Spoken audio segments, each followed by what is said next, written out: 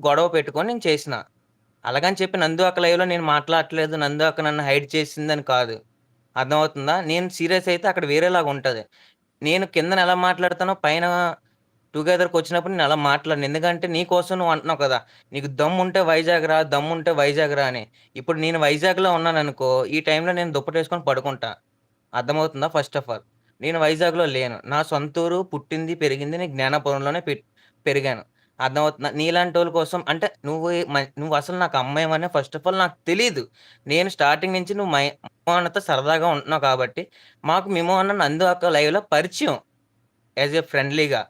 అర్థమవుతుందా? ఆ ఫ్రెండ్లీ కొలిది నీతో మాట్లాడుతున్నాడు కదా! నువ్వు కూడా ఒక అబ్బాయివేమో అనేసని ఇప్పుడు పండు అంటే ఆ అబ్బాయి పేరే కదా! కానీ తను అమ్మాయి. సో, అలాగ నువ్వేమైనా ఐడీ పెట్టుకొనొచ్చావేమో అని అనుకున్నాను. ఓకేనా? దానివల్ల నేను అలాగన్నాను కానీ, అంతేగాని ఓకే. నాకు వైజాగ్‌లో కొన్ని ప్లేసులు తెలీదు. ఎందుకంటే నేను 18 సంవత్సరాలకి నేను వర్క్ అనేసని చెప్పి మేము బయటకొచ్చేసాం విదేశాలకి. అర్థమవుతుందా? నువ్వేదో చెప్పావు, లేదంటే నువ్వేదో బ్లాక్ చేస్తున్నావు అని చెప్పేసని, నేను నీ కోసం అని చెప్పి నేను ఫ్లైట్ టికెట్ బుక్ చేసుకొని, లక్షల లక్షల ఫ్లైట్ టికెట్లయి బుక్ చేసుకొని మేము రాలేము కదా! మాకు ఈ లైవ్ కాకపోతే ఇంకొక లైవ్. అర్థమవుతుందా? మైనా నువ్వు ఏదో లైవ్‌కొచ్చావు. ఏదో పండుని అన్నట్టు నన్నన్నట్టు అన్నట్లు అనకుండా ఉంటున్నావు. అలాంటిది తప్పది. ఓకేనా? గణేష్ నువ్వు లైన్‌లోనే ఉండు. కొంచెం ఎక్కడికెళ్ళకు దయచేసి ప్లీజ్. అర్థమవుతుందా? గణేష్ నీకు చెప్తాను నీకు. అంటే ఒక్కొక్కటి క్లారిఫై ఇచ్చేస్తాను. నేను బూతులు మాట్లాడను, ఏమి మాట్లాడను. అర్థమవుతుందా? నీలాగా నేను బూతులు మాట్లాడాలనుకుంటే ఇందాకల టుగెదర్ లైవ్‌లో వచ్చినప్పుడే మేము కిందన ఎలా మాట్లాడతామో పచ్చి బూతులు పైన కూడా మాట్లాడొచ్చు. కానీ మాకంటూ ఒక ఎథిక్స్ అనేవి ఉన్నాయి. మేమంటూ ఒక స్టడీ ఎడ్యుకేషన్ పర్పస్‌లో మేమున్నాం. అర్థమవుతుందా? కావాలంటే నీకు నందాక లైవ్‌లో నేను వీడియో స్క్రీన్ వాచింగ్ గూడా ఉంటది. నందాక ఛానెల్‌లో హైయెస్ట్ నాదే. అర్థమవుతుందా? హైయెస్ట్ వ్యూస్ వ్యూవర్‌షిప్‌లో నాదే ఉంటది. కావాలంటే నువ్వెళ్లి చూడు మైనా.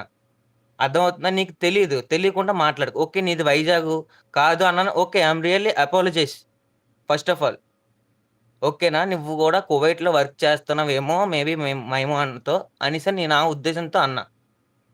అంతేగాని లేదంటే నువ్వొక అమ్మాయివనుకో, అమ్మాయనుకో ఇప్పుడు నేను మిస్బా అక్క నాకు తెలుసు. ఎందుకు నేను మిస్బా అక్కతోని అంత చనువుగా ఉండను. అర్థమవుతుందా? అది గుర్తుపెట్టుకో. ఓకే. నువ్వింకొకటి మైనా ఓకే. నేను నీది వైజాగ్ కాదని అనను గాని, నేను వేరే ఉద్దేశంతో నాకు ఆ ఆలోచనే లేదు. ఆ ఆలోచన ఉన్నది అనుకుంటే గనక మేమసలు నీతోని మాటే మాట్లాడం. అర్థమవుతుందా? ఎక్కడికెళ్ళినా నేను, స్వీటీయే వెళ్లి మాట్లాడుకుంటాం. మా ఇద్దరం ఏదో జోకులేసుకుంటాం. ఎక్కడికెళ్ళినా ఓకే. అదంతా ఓకే. కానీ నువ్వంటున్నావు కదా! అసలు పండుకి నీకు సంబంధమే లేదు మైనా. ఫస్ట్ ఆఫ్ ఆల్ ఓకేనా? క్లియరా? గణేషు అసలు నీ బాధేటి చెప్పు ఒక్క మాట? ఇప్పుడు తన అమ్మాయి అని నీకు తెలుసు. అర్థమవుతుందా? మైనా నువ్వెన్నో బూతులాడావు. అర్థమవుతుందా?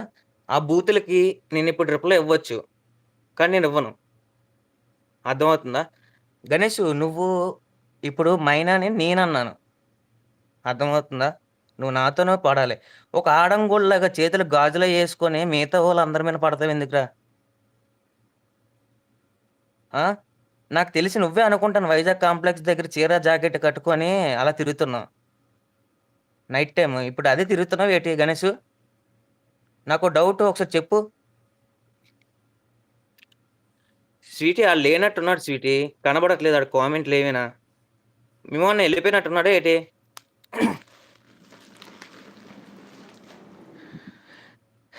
స్వీటీ ఇంకోసారి స్వీటీ అంటున్నాను.